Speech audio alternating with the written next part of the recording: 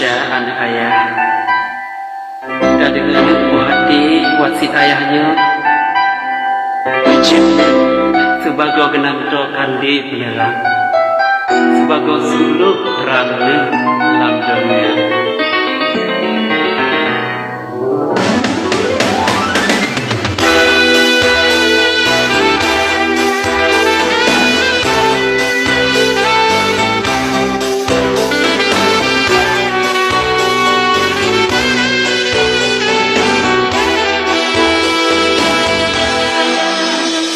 Anu ulun Marsha sayang, sitang long cahaya hati, tak dengar hayu intan, lam jangan ayah bang.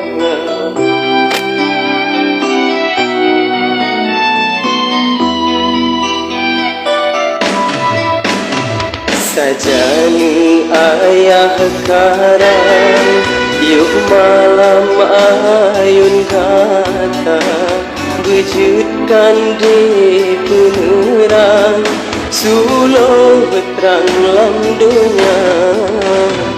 Buta dengar penesan, tak bersambang lam hati, wasit betapa labang, pesan beta perleta, jaban laku linggang, pinggang ban laku ijang, tangui ban laku tubuh, pajo ban laku atra, tadu benyang gopina, marit benyang gopantang, akai budhong tua, ude gata bahagia.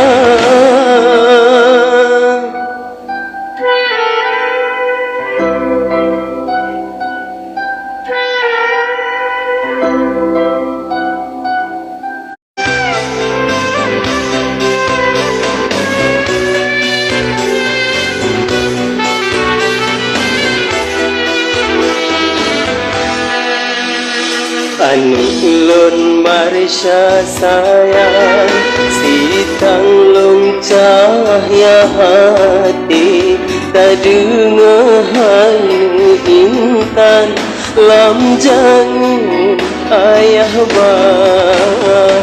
Buta dengar penesan, tak bersambang lam hati, wasit betapa labang, pesan beta perleta,